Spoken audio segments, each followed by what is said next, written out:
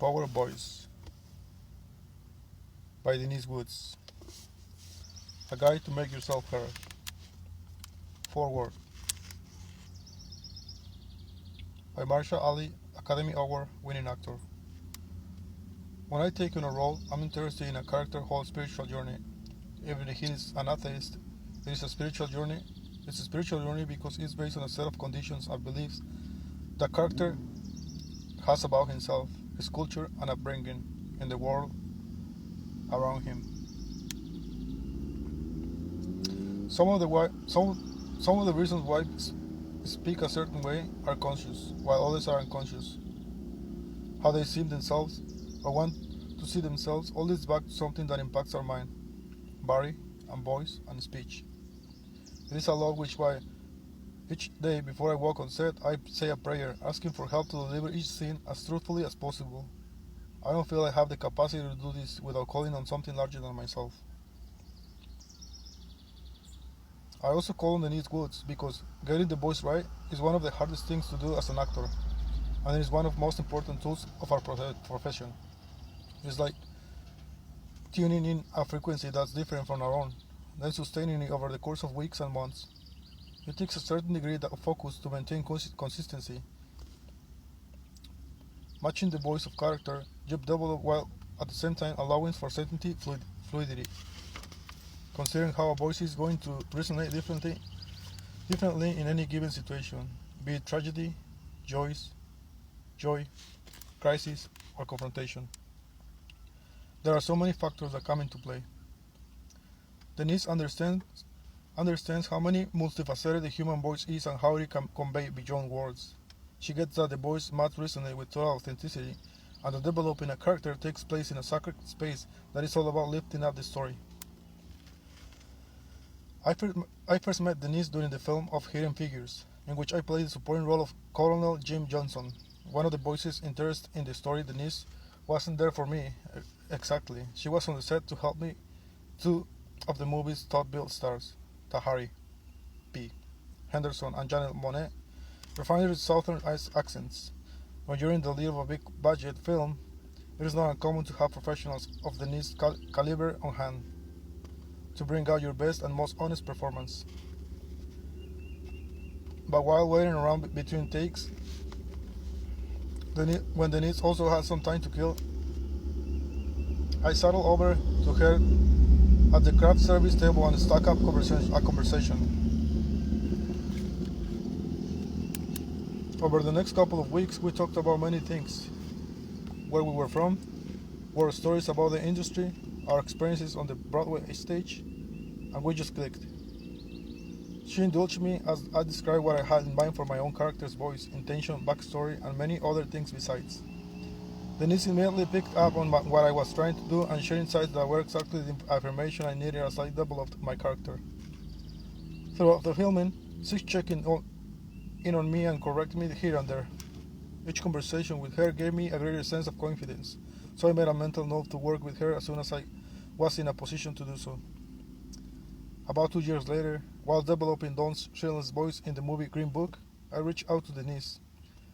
Finally, this gracious lady was a luxury I could afford.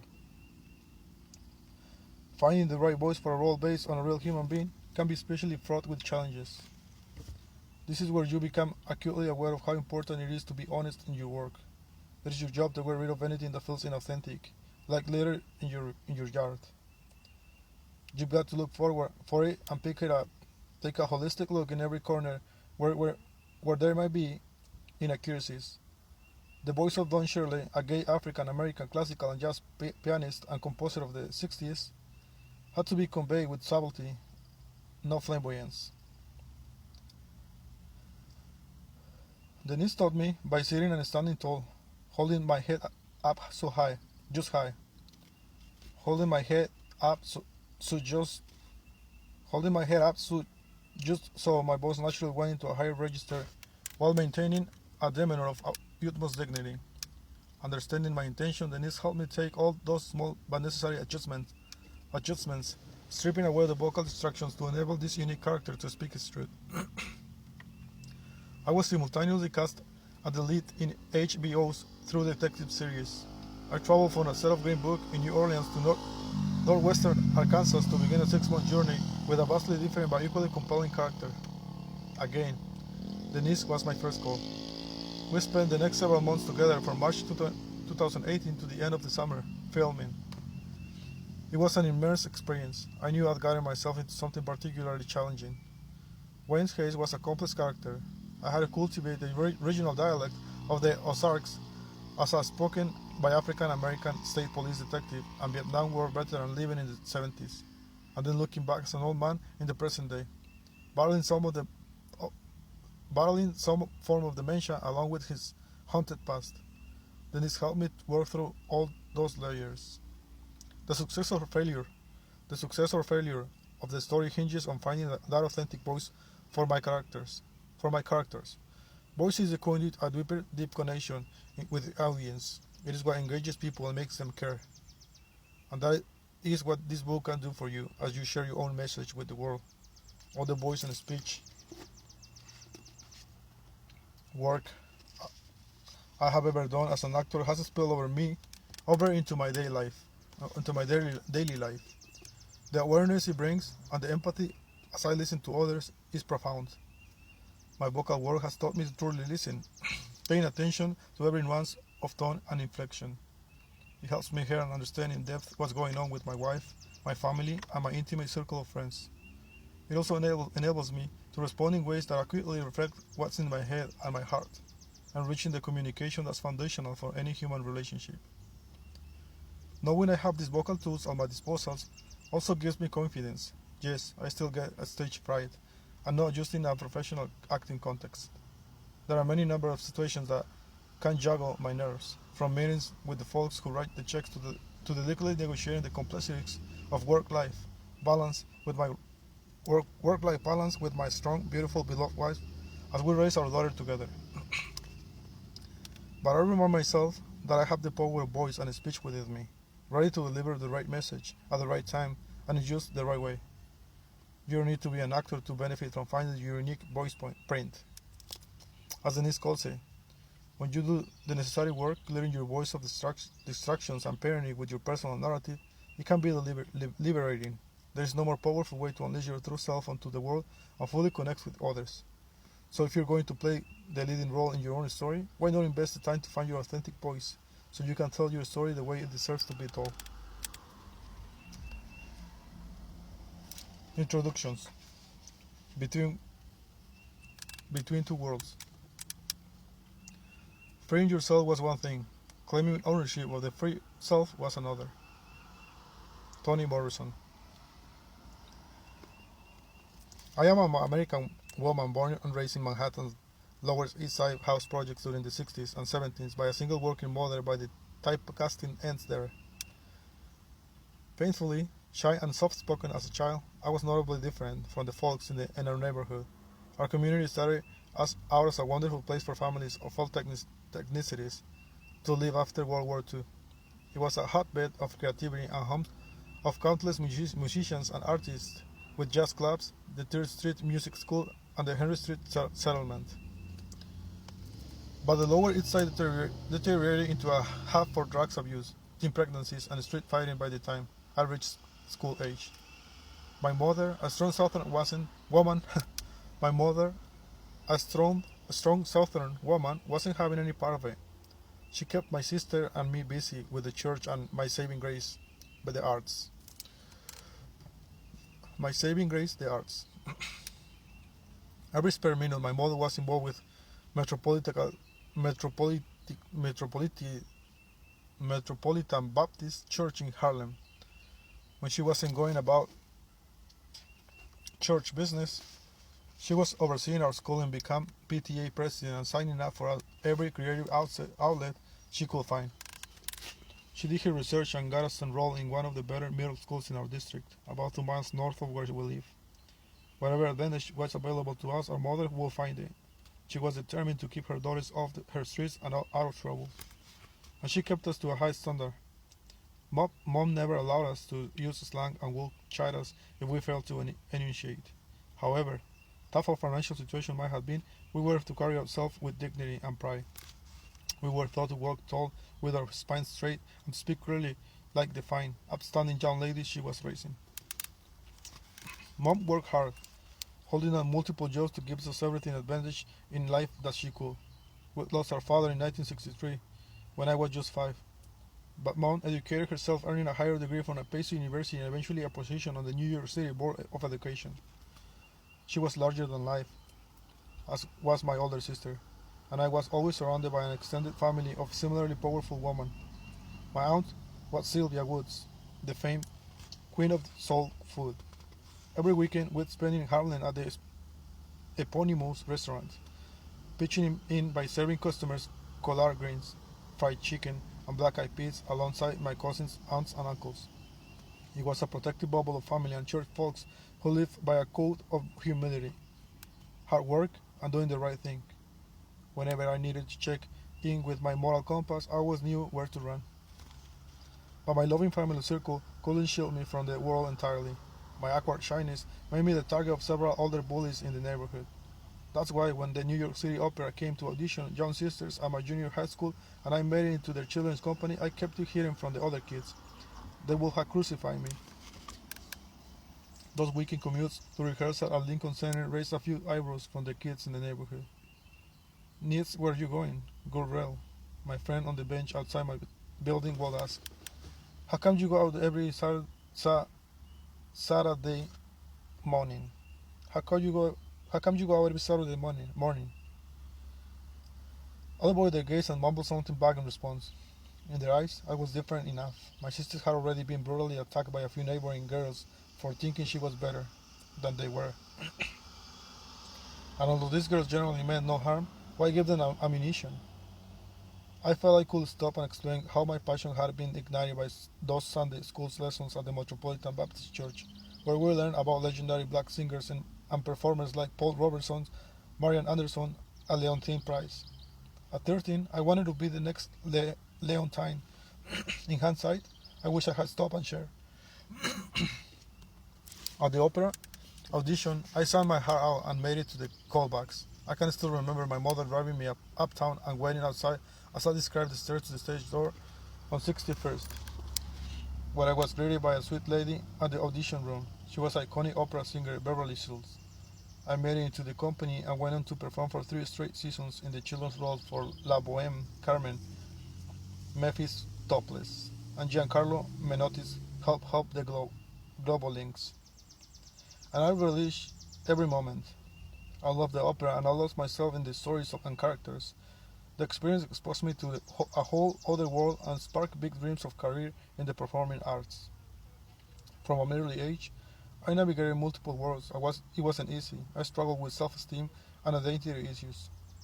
After winning the title of New York's Miss Black Teenage American in the summer of 1972, I was thrust into a fast-living crowd of wealthy black kids and even went on a couple of dates with Aretha Franklin's son Eddie. While dining in fine restaurants, getting backstage passes to every major band, and being whisked around town in stretched limos, I ground shame of my life in the projects. But I slowly discovered the power of my singing and speaking voice, which allowed me to hold my own with folks from a variety of backgrounds, while proudly retaining my identity as an African American woman who was raised in a very nurturing family and yes, raised in the projects as well. It wasn't necessarily a conscious thing. I didn't deliberately switch gears depending on the company I was keeping. It just happened naturally. The process began during my formative middle school years in the early 70s when there was a whole movement of self-discovery afoot in African American culture. My best friend in junior high school introduced me to the social and political world of the Black Arts movement and the powerful poetry of Nikki Giovanni, and Sonia Sanchez. Together, we discovered Nina Simone, Maya Angelou, Miles Daisy, and Bear. It was Kathy, a fellow traveler in this world between worlds from the projects in its Harlem, who first brought the drama department at the High School of Performing Arts into my awareness. I duly auditioned and was accepted into the famed school and finally found my tribe. Kathy was much to dismay. Did not get in. Kathy, much to my dismay, did not get in. In high school, I was one of my many kids of color straddling worlds, never fully accepted by either one. Yet we fit in here among people from all walks of life, ethnic backgrounds, cultures, and religions. PA, as we called it, was a melting pot. The one thing that we had in common was that we were all talented and perhaps even a little strange. This gave me the freedom to explore who I was beyond the world I was born into. Like the actors I coach today, at PA I play several roles that allow me to modulate my voice and speech to fit the character, the period, and the genre, and the genre, the genre, the genre. We all do this to some extent. We pick up nuances of speech and communication influenced by the people and environments we find ourselves in. Whether we're among friends, from the neighborhood, on a sales calls for work, dealing with our kids, teachers, interacting with the bank teller, or chatting with the local grower at a farmer's market while shopping for some peaches. We're all actors playing numerous roles in life. Even at that young age, I knew I was multidimensional. That's not to say I was being inauthentic. In fact, quite the opposite. The more I explored the dialects of different regions, the more I was able to find my true voice. There is a cadence and lilt to the way I speak that's distinctly of all of my own. I enunciate crisply and clearly, taking ownership of my broad voluntary vocabulary of words I learned through my love of theater, poetry, fiction, and opera, pronouncing them with appreciation and precision. However, when you listen carefully, you may also detect a subtle New York regionalism or the hint of musicality that dates back generations to my West African by way of South Carolina tobacco field roots. All of these layers and notes are in my voice. They became a part of me as I grew more culturally and socially continuous. I embraced them all. This journey of discovering and honing my voice continued at the Juilliard School, where I was accepted at the age of 17 into the drama division. I already had a flair for dramatic singing opera as a child, further fueled my rich imagination. Whenever the pitch of Chester struck that first score, I get I get chills. There was something so hauntingly familiar about this music. Then my imagination caught fire as I discovered characters of the stage and screen.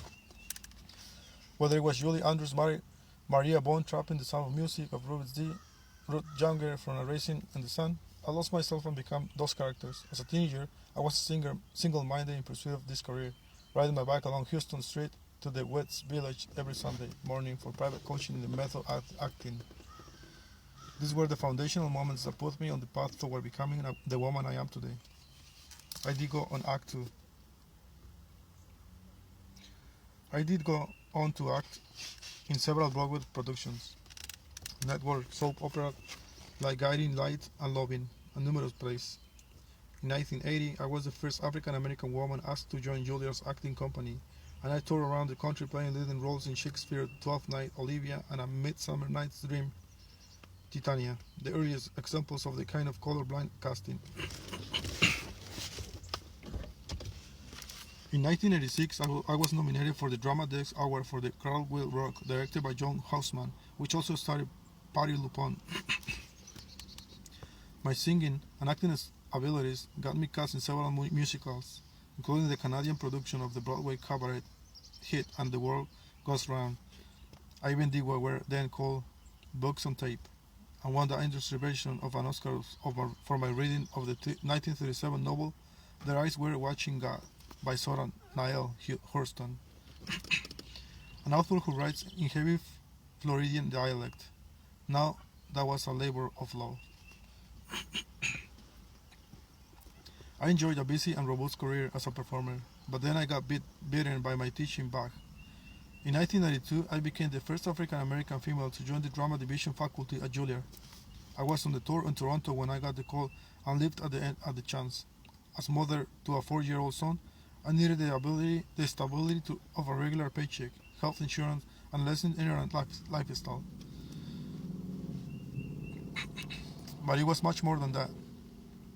As I assumed the role of teacher and mentor to hundreds of voice and speech students from all walks of life, I quickly realized this was my passion. All roads led me here: acting, singing, operatic training. All along, I was learning the craft of voice so that I could help others discover their voice. Having been a voice, speech, and dialect coach for more than 3 decades, on the voice and speech faculty at Juilliard School at California Institute of the Arts, and in my own studio on Sunset Boulevard, I am now in a position to share some of Hollywood's best-kept voice and speech secrets. and the ways those effective techniques can empower you. I've worked with everyone from elite celebrities like Idris Elba and Maggie Gyllenhaal to broadcast journalists like Nora O'Donnell, Soledad O'Brien, Chris Hansen, and Maria Bartiromo, giving them vocal warm-up exercises and tips for breath control, vocal resonance, and crisp articulation. Haven't you ever wondered what gives movie stars a certain charismatic quality, or how they are able to turn it on at will? Most actors train for years, developing their skills necessary not just for the film but also for press junkets and social settings. In Hollywood, image is, without a doubt, everything. These individuals come to me, even demanding in their contracts to have me on the set with them, because they know that a rich, expressive voice and clear, effective speech will help deliver a standout, Oscar-worthy performance. Yet, a beautiful speaking voice that infused with personality can be developed by anyone with the right set of tools. My celebrity clients are the folks who learn how to use the voice as their paintbrush. They have a certain mastery that puts them in the stratosphere. They are able to carry themselves, connecting to breath and utilizing the voice in a way that projects personality and emotion according to the variety of circumstances that their many characters face. But even though some of what they do is specific to the camera or the stage, much of it carries over into everyday life. We will face a variety of circumstances in which we will greatly benefit from honing our vocal tools. We can all inhabit characters bringing forth different aspects of our personality through voice and articulation.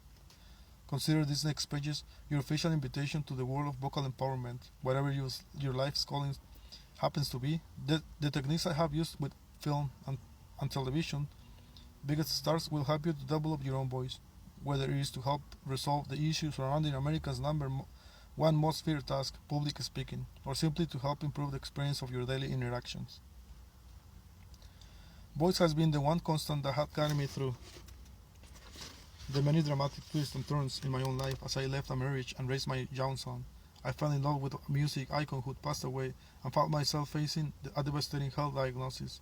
I won the battle with my health only to be dealt another blow when an assault nearly cuts my son, Terry, his life.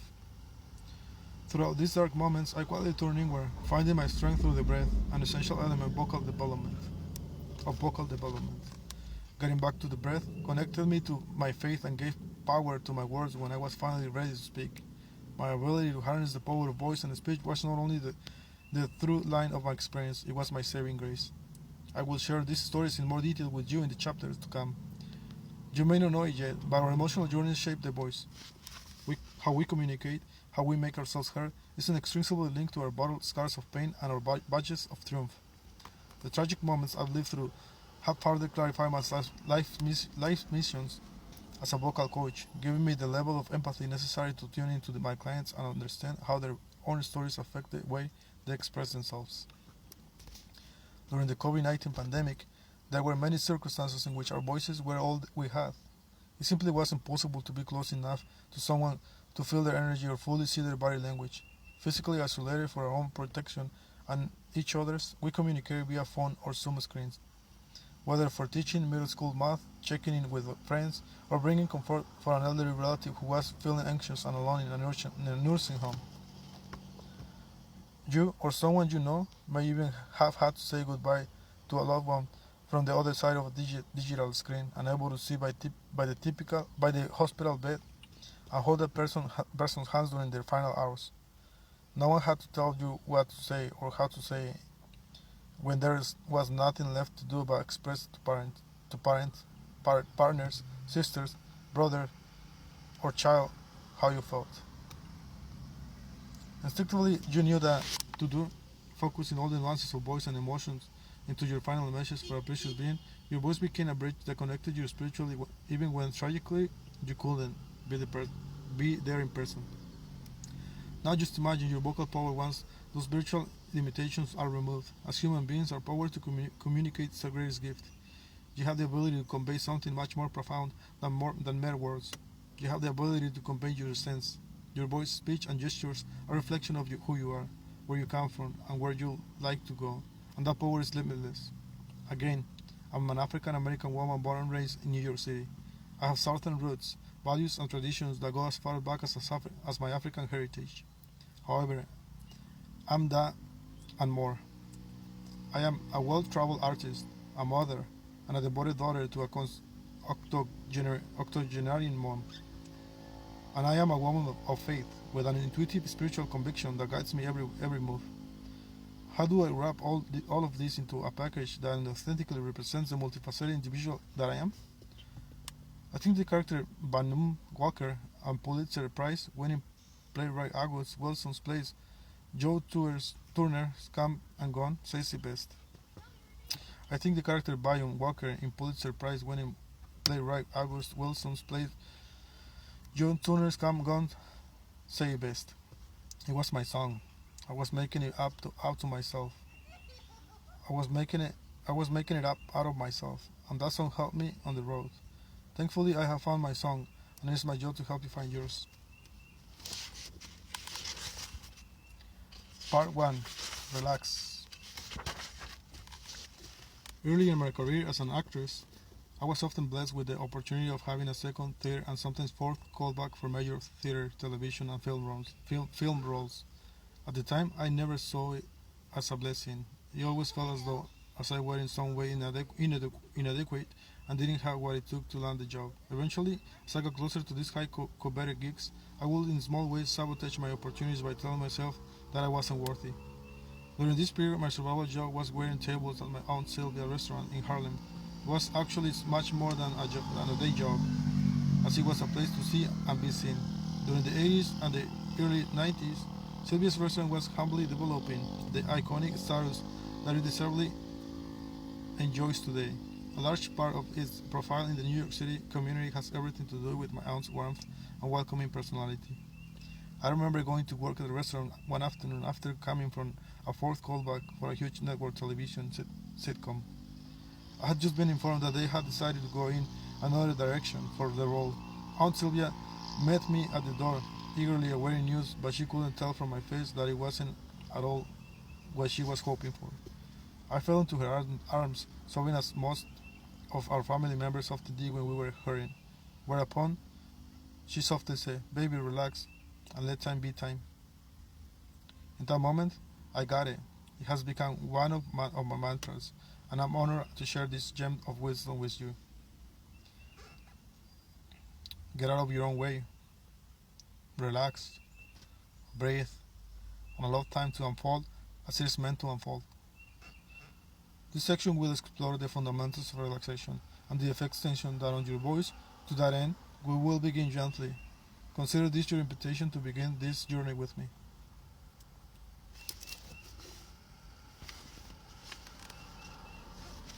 An invitation.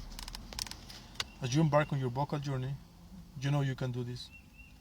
The human voice is the organ of the soul. Henry Wadsworth Longfellow.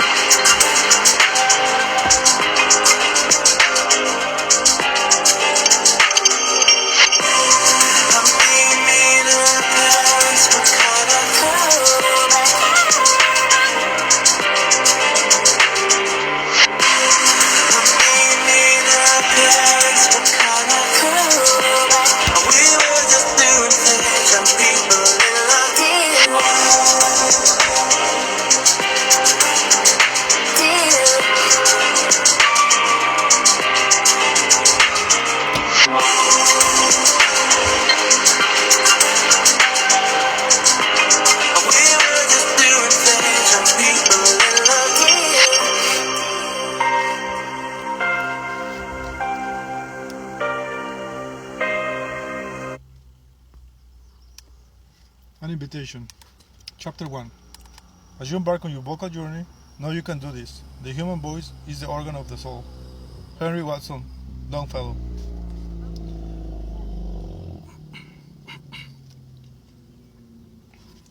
When Laurie Rodich Link Jr. first walked into my Los Angeles studio, I knew we had something special. From somewhere deep within his being, the actor, rapper, and poet known as Common radiated a keen glow. Not only was he tall and handsome, with a shy smile that could light up a room, but there was something not of this world about him. As if he were the walking embodiment of spirit, his very presence was a gift.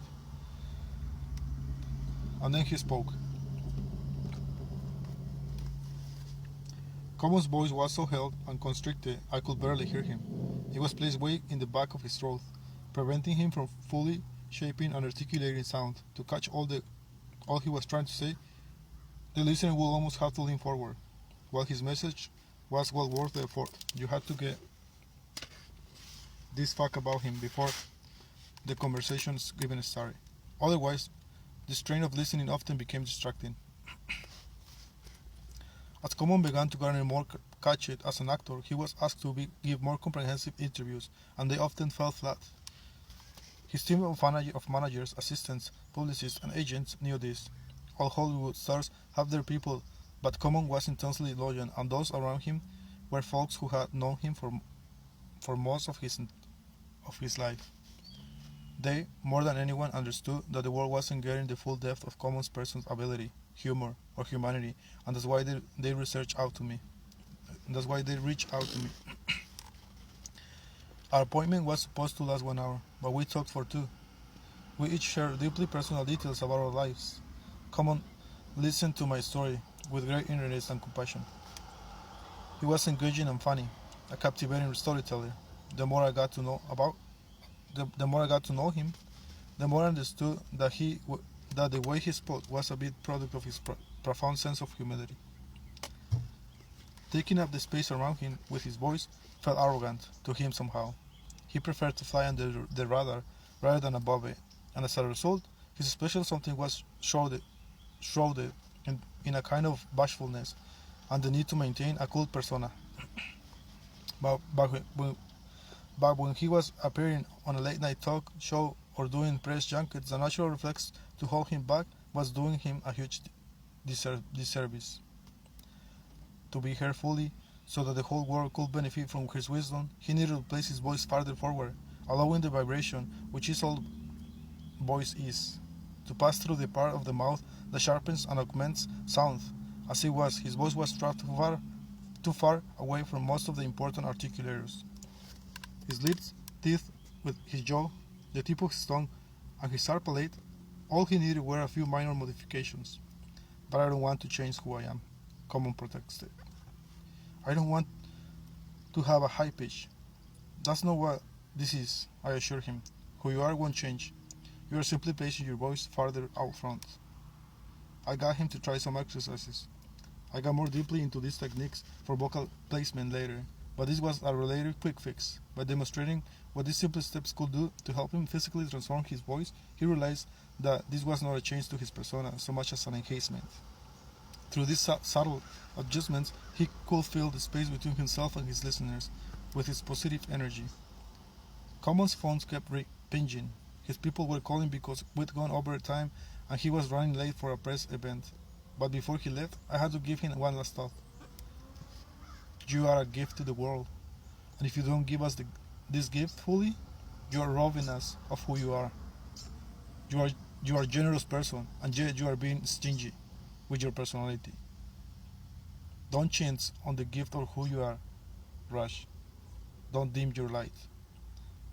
And what I said to Common, I now said to you. Don't chintz on your gifts.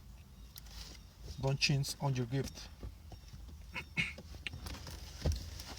Press record.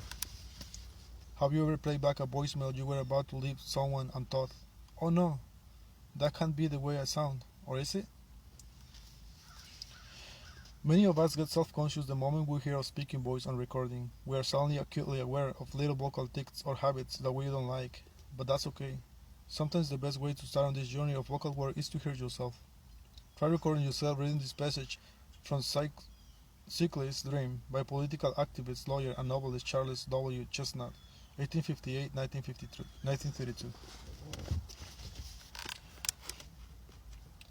Cicely climbed the low fence between the garden and the cornfield and started down one of the long roads leading directly away from the house.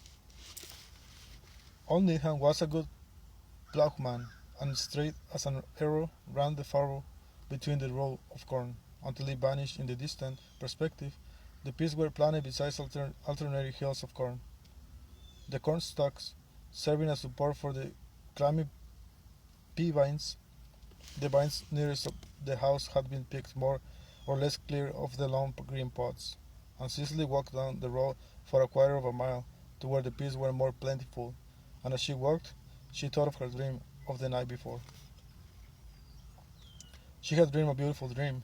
The fact that it was a beautiful dream, a delightful dream, her memory retained very vividly. She was troubled because she could not remember what her dream had been about. Of one another fact, she was certain. Of one another fact, she was certain that in her dream she had found something, and that her happiness had been bound up with the thing she had found. As she walked down the corn road, she ran over in her mind the various things with which she had always associated happiness. Had she found a gold ring? No, it was not a gold ring, or that she felt sure. Was it a soft, curly plume for her hat?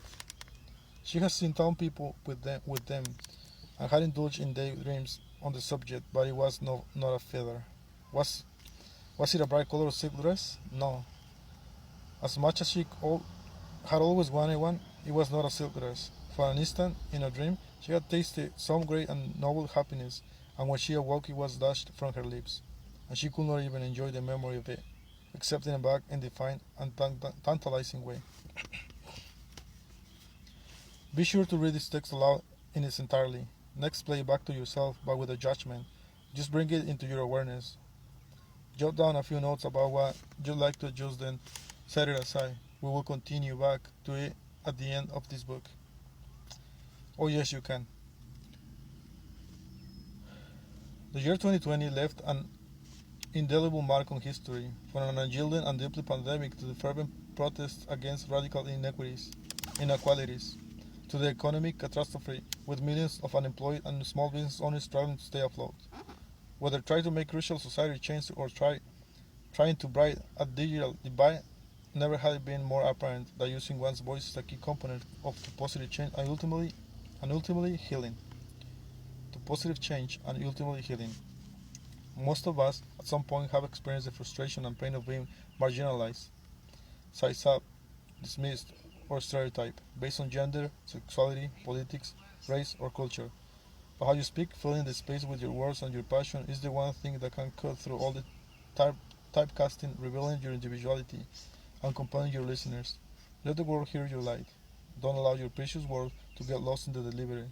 Learn to speak them clearly so that your message will land where it's supposed to, and move your urgings of one of thousands to understand, appreciate, and remember all the unique ideas and observations you have to share.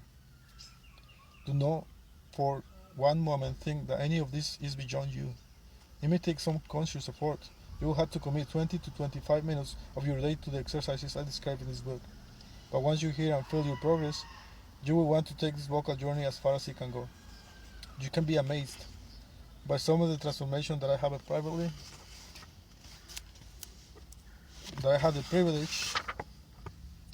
privilege to witness as people from all backgrounds and cultures emerge from my studio. You too are on the brink of your own transformational shift to vocal empowerment. As we begin to tackle uncomfortable issues through the conversation, listening, and understanding, you will be able to use the true power of your voice, whether behind a computer screen, in a Zoom meeting, or behind a face covering. I challenge you to train your voice, no matter how big or small, to become the expression of change you want to see in the world. Breaking through.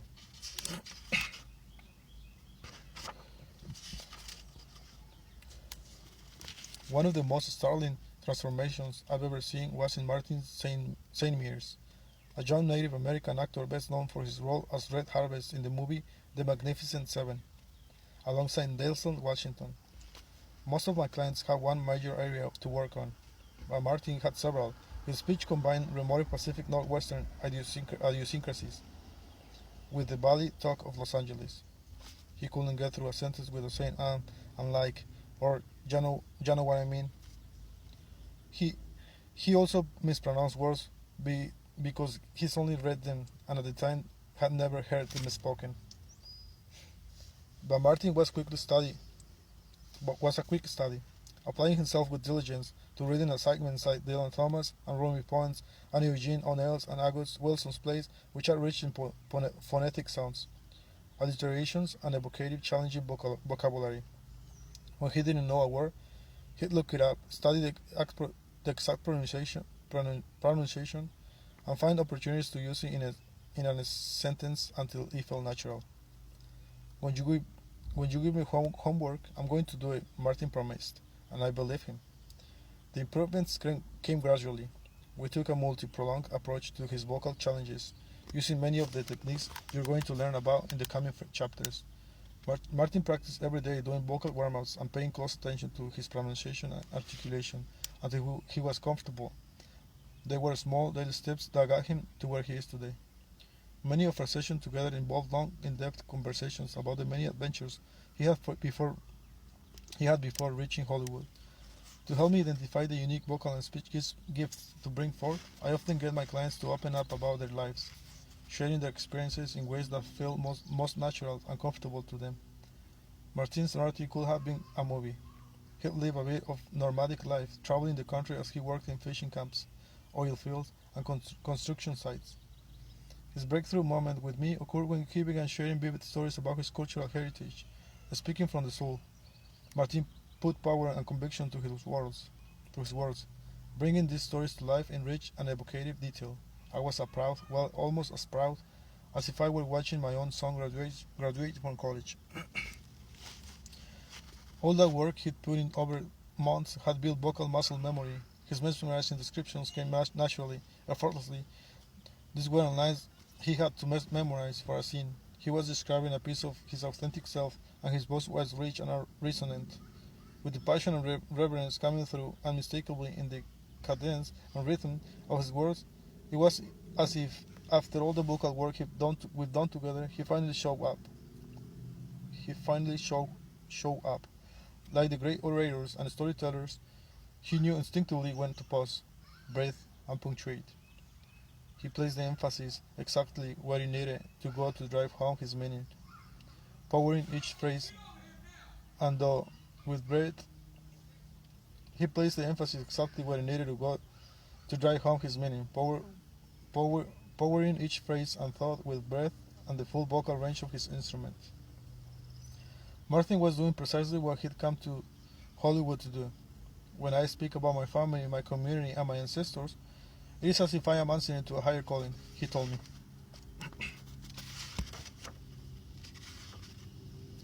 Every man.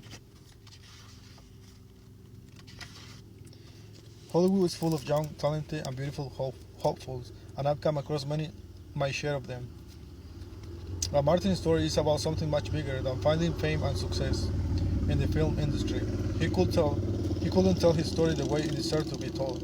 He couldn't be fully heard until he learned to access his true voice. The fact that he did so, in spite of all the challenges he had faced, is proof positive that any of us can discover and hone our best vocal selves. We just have to be willing to put in the time and effort. Like many young actors who lack the benefit of families and with Hollywood connections, Martin made his way to Los Angeles from his tiny coastal village in Alaska with a strong work ethic. He also possessed a fierce determination to show the world the beauty and richness of his culture. Although the close-knit community he came from was proud, he grew up amid poverty, drug addiction, alcoholism, and tragedy. Contemporaries die of suicide and overdoses, and boating accidents aren't uncommon. Several friends and relatives were lost on the water. When you're around death so much it can break you, Martin shared. But for me, that sense of the fragility of my world evolved into deep appreciation of it. It made me want to take myself more seriously and do the work. Wild Harvest. Born to a mother from the Koyukon Athabascan tribe in Alaska's northern interior and a father of German American and Tlingit descent, the Tlingit are an indigenous tribe of the Pacific Northwest. The name translates as the language of the tides. Martin had little in the way of creature of comforts growing up. In fact, the next meal was often whatever could be caught on land or at sea. It's not like they could just walk into a Trader Joe's. Wildlife like moose, caribou, deer, seal, and fish were their main sustenance. At $10 for a gallon of milk, which must be flown in or transported by boat, food insecurity in the region is real. When the bills went unpaid for too long, his parents would hit their double-wide trailer while with the oven and light it with the candles. When they did have power, Martin watched the one channel they received, as well as a few VHS movies on a television with a 20-inch screen. Of course, there was no cable, so they jerry-rigged an antenna with tin foil. If we close the door too hard, it will mess up our TV, Martin recalled. Those shows and movies drew John Martin in. He soaked up whatever culture beyond the wilds of Alaska he could, imagining himself in those worlds. His brother, who is 14 years old, eventually got a steady job working for the city, saving enough money to buy himself a flat-screen television along with a laser disc player and surround system. Martin was in heaven. He became a fan of Denzel Washington's, memorizing lines in his movies. One day I'm going to work with him, he told his brother, with astonishing prescience. At 17, Martin took up a trade and became a welder, a sure way to earn a living and help out his family, but he heard that the real money was to be made on the oil rigs at 1,000 miles away on Alaskan North Slope. At 21, he obtained one of the prize spots on the Alaskan pipeline and paid his dues mopping decks and training to learn all the skills of a rig operator. The days were long, but the nights were longer. 1 month each winter was shrouded in total darkness as Martin worked 2 weeks on and 2 weeks off. Sometimes I get back to work and feel like I've never left, Martin told me. That place was miserable. I hated it. I hated it. One day in the middle of a polar ice storm, he looked out at the swirling snow and had an epiphany. I could do this forever, or I could follow my dream. In 2007, Martin packed a small bag with a few possessions he had and moved to Hollywood for a time community between the two starkly constraining places, picking up part-time gigs to finance his dream and pay off for acting classes. With his chiseled features, it was long before he started getting work as a model. That led to movie parts, mostly stunt and extra work, where he was almost always cast as a Native American. By 2011, he was earning enough in Hollywood to quit moonlighting altogether. But it will be another 3 years before he landed his first speaking role in a feature film. 2 years later, in 2016, he got his first lead as one of the 7 in The Magnificent Seven.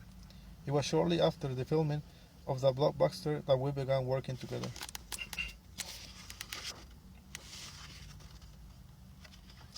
Lockjaw.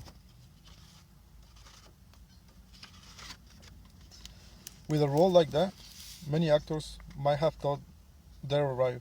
No, Martin. He knew he had to up his game, cast alongside greats like Ethan Hawke, Vincent D'Onofrio, and his acting hero Denzel.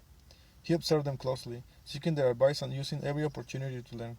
When filming began, he asked Vincent, who he studied acting with because he wanted to surround himself with the best teachers. It was my friend Sharon Chatten, one of the best method acting coaches in the country. And the moment Martin opened his mouth, Sharon referred him to me. This young man clearly had intelligence, exceptional looks, and acting chops. But what he lacked was a voice, and he spoke so quickly his words were incomprehensible. I kept asking him to repeat himself because I could barely understand a word he said. It wasn't his fault. Yakutia, a town of 550 people, lies several hundred miles from the nearest city, Anchorage, and is completely inaccessible by road. Martin's vocal habits were partly regional, defined by this insulate community, but local influencers weren't all that shaped Martin's speech. Like many talented actors, he had a sharp ear for dialects and accents, soaking up pronunciations and speech patterns from a variety of sources. His father, who was born in Oklahoma and went to high school in Idaho, spoke with a country boy twang. Martin left his community and his teens to work jobs all along the West Coast from New Mexico and Los Angeles to Seattle and Canada, picking up yet more speech idiosyncrasies along the way. During the 5 years he spent on an oil rig, his coworkers either came from other villages and tribes throughout Alaska or were from other oil-producing states like Texas, Wyoming, and North Dakota. I am an amalgamation, a combination of all the places I lived, worked, and was raised in, Martin told me. I think I was an actor before I ever knew I was. Added to this linguistic hodgepodge mixture was a tendency toward rapid fire, toward rapid speech. Growing up, working outside in the cold, your elders yell at you and talk fast because they're usually trying to get a job done so that they can go back inside and get warm, Martin explained. It can be the difference between catching a frostbite or not. Those experiences in the cold air may have also contributed to a tight jaw.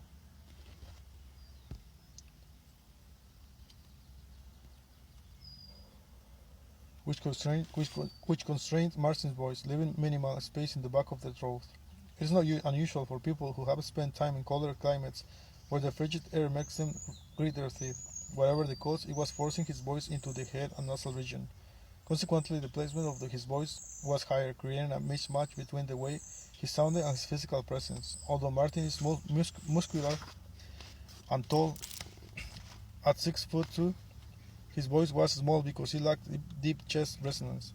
He had to learn to breathe in through the mouth, release his jaw, and give his tongue ample space to articulate with the thick gum ridge and hard palate.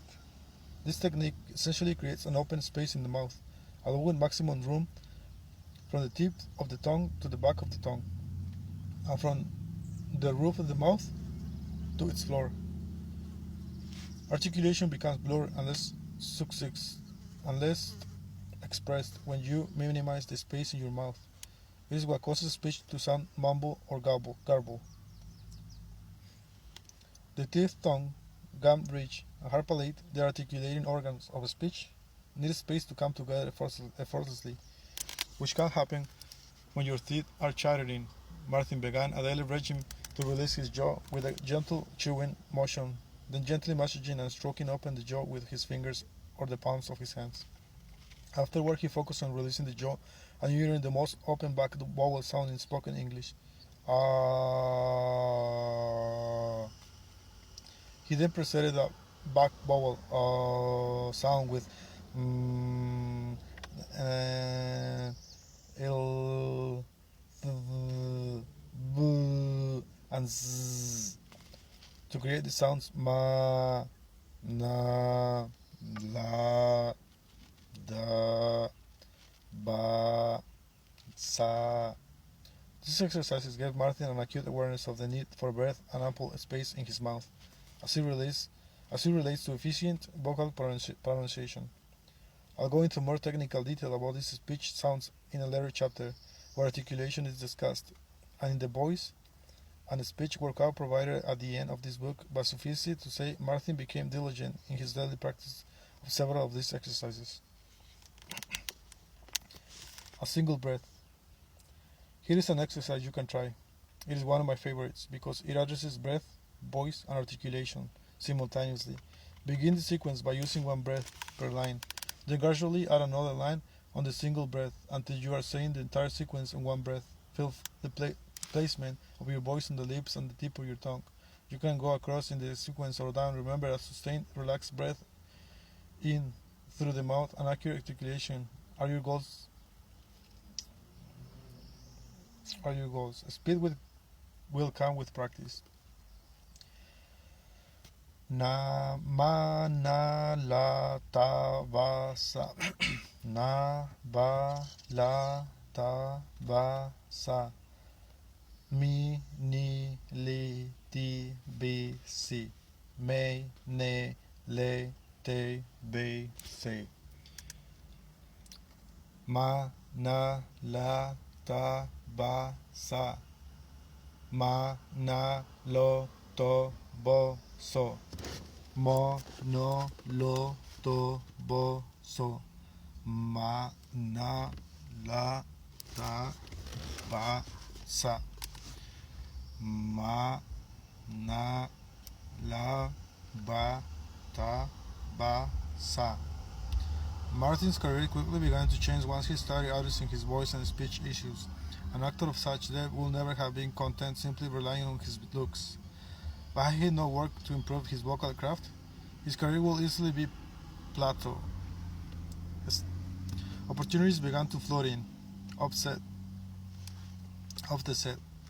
He was able to command a room, interacting with producers, impressing casting directors, and doing all the other things as a successful actor needs to do.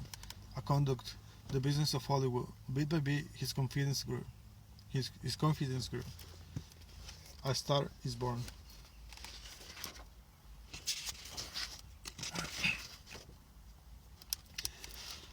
As soon as Martin found his true voice, he got more speaking parts. In 2017, he was cast in the lead role of a biopic called The Chickasaw Rancher about Morton Johnson, who built a ranch empire in Texas. He also starred alongside Jeremy Renner in Wayne River. In the 2018 season of the hit series Westworld, he nabbed the recurring role of Wanaton. And Angelique Jolie cast him a legendary Native American athlete Jim Thorpe in the upcoming feature film Bright Path, the Jim Thorpe story. Native Americans rarely see themselves accurately depicted on film and television. They are just beginning to tell their own stories from their vantage point. Martin now has the vocal dexterity to play a broad range of roles, but he is one of a handful of Native American actors putting his culture in the spotlight in a way that feels authentic. Denise, ever since I started working with you, my life has changed, Martin recently told me. Now when I am speaking with people, they believe me. It is his mission to authentically share his heritage both on and off the big screen. Through his magnificent seven, co-star Denzel Washington, who is a national spokesperson for the Boys and Girls Clubs of America, Martin has become a Native ambassador, speaking on behalf of the 95,000 Native youths who are served by 187 clubs across America. He is also the face of the Native Wellness Institute, promoting healthy living and nutrition among Native American communities affected by addiction, diabetes, and obesity. He regularly gives commencement speeches at high school graduation, inspiring young members of tribes across our continent by showing them what global success can look like. Learning what my vulnerabilities were and breaking speech habits that didn't serve me have helped me grow in ways I've never imagined possible. Martin often tells his transfixed audiences, finding my voice has helped me to become the expressive mind I am supposed to be. What's already there? What's already there? Martin is no different from any of us. We all have this higher calling. We all have a story to tell that connects us to one another in profound ways. Your voice is a beautiful thing that should be heard, in all its nuance and resonance. Don't let regional quirks, distracting speech habits, bashfulness, fear, past trauma, or anything else hold you back and mask who you truly are. There is no need to be intimidated by the tools and vocal exercises I'm about to share. Before you embark on this journey with me, I want you to relax and understand that I am merely giving you access to what you already have. As Martin observed, it is not so much that you're restricting my voice as uncovering what's already there. Great speech is within you. Once you find your true voice, you will be amazed by how your listeners respond. Like it or not, first impressions are everything, and whether we are speaking in front of an audience, getting ready for a job interview, or prepping for a date, most of us obsess over our physical appearance. From getting our hair just tied to pick out the perfect outfit, but the last thing we tend to think about is our voice, and that can be a deal breaker. This vocal work is not just for actors, public speakers, or newscasters. This is for everyone. Talk your way through it. Having vocal skills can prove empowering on many levels and in multiple situations that the average person might find intimidating. How, for example, do you use your authentic voice on first date, when you're nervous and trying desperately to leave a lasting impression? or when you're trying to win over a traffic court judge with a sincere plea that you were going 15 miles per hour over the speed limit because you were late for a funeral, or when you're trying to strike up a conversation with a stranger at a party, leaving her with her impression that you are relaxed and enjoying yourself even though your palms are sweating and you're feeling incredibly awkward. You can even leverage great speech during a heated exchange. For example, when you are trying to return damaged merchandise, great speech can make you into auto mechanic think twice about upselling you some unnecessary and expensive work on your car's transmission, and it can help you persuade your boss to give you a long overdue raise. An empowered voice can also help you articulate your contributions and worth to earn better terms on a contract or gain your first access to your children in a custody battle. Not only does putting power and passion behind your words make your life better in a myriad of small ways, but it can also be transformational. Whenever and wherever you need to accurately convey your message and intention, win over your listener, and be thoroughly heard, your voice can be your superpower. At the very least, your voice should be your calling card, your instrument of self-expression and storytelling, and it deserves the same care and fine-tuning as the rarest Stradivarius violin. As Nina Simone said, did you know that the human voice is the only pure instrument? That it has notes no other instrument has? It is like being between the keys of a piano. The notes are there, you can sing them, but they can be found on any instrument. Transforming or enhancing how you speak may seem like a daunting task, but you will soon discover that by peeling back the layers and learning the distracting vocal habits of a lifetime, you will come to it naturally. This is a journey back to whom you truly are. It starts with the realization that you were born to break your reflecting self into the voice and master the power of speech. Just as newborn baby knows how to breathe, knowledge has always been inside you. I'm just helping you remember. First impressions. In addition to sharing my stories like Martin's throughout this book, I am going to give you several techniques to help you overcome any vocal issues that may be holding you back from being heard the way you deserve. And there are many such issues, including vocal nasality, vocal fry, or high pitch, lips, and regional idiosyncrasies. To the end, I'm going to take you through the same stages of voice and speech work I learned at Juilliard, which I now teach to my clients in Hollywood and all over the world. Relaxation, breath, voice, articulation, and communication. At the end of this book, I am also going to give you a voice and speech workout with detailed descriptions of all the sounds of general American speech, along with words leads for you to practice, repeating the exercises later throughout these chapters and practicing the elements of speech listed in the workout, which yield extraordinary results. Your friends, family, and colleagues may not be able to put their finger on what exactly is happening, but they'll hear the difference. People will respond positively to your clear, crisp, and powerful delivery.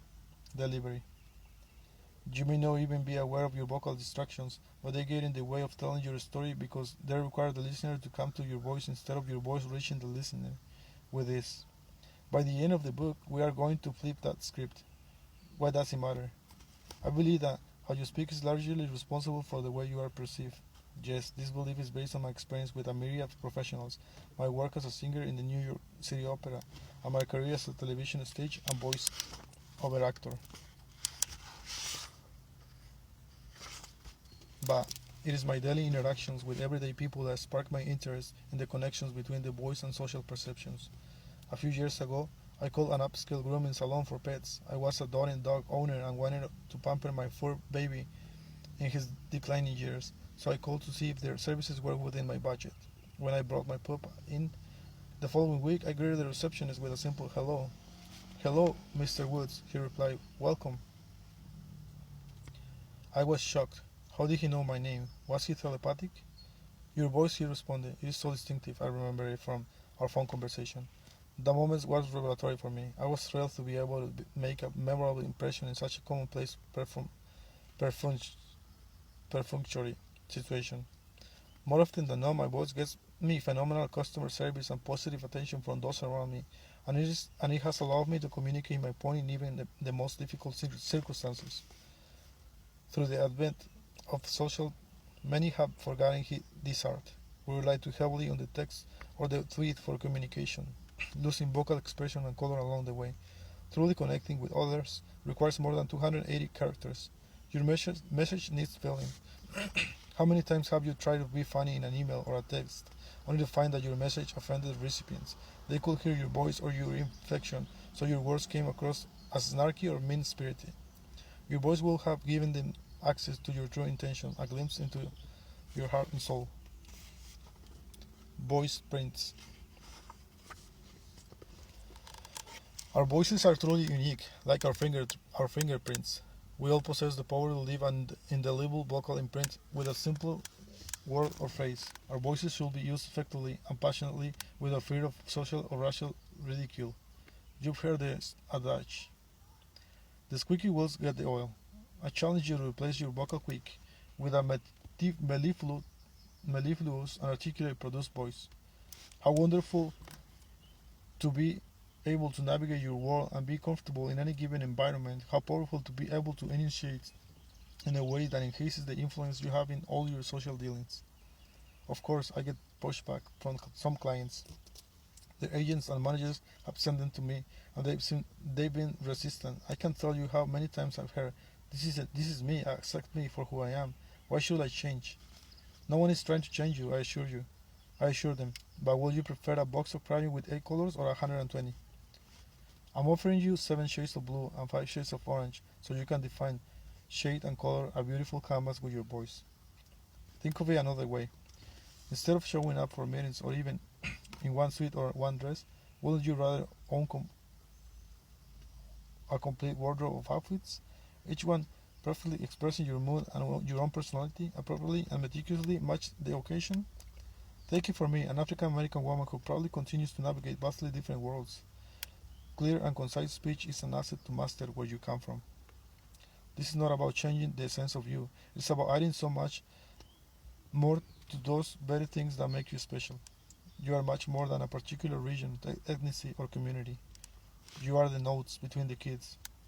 This is about removing limits and expanding on the possibilities of all that you can be.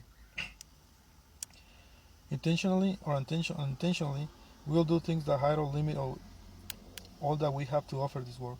But now it is the time to shine your light. Consider this your opportunity to bring forward your own rich mixture of experiences and influences so that others can benefit from the unique story you have to tell. This process will be rich in self-discovery. As you explore this work, you may be surprised by some of the additional benefits of these vocal exercises and techniques. Some of my most memorable experiences with clients have uncovered personal trauma that affects their voice. This is not therapy, but finding your voice can sure as heck be therapeutic. The deeper we breathe, for example, the more we connect to our emotions. Oftentimes, voices get closed off because we don't want to go there, but it's well worth it. But we push past the reluctance and fear as you'll see. Learning how to breathe from deep within your core can be a profound emotional release. A lot of stuff gets unpacked in the sessions, and lives are changed for the better forever. That's the power of voice.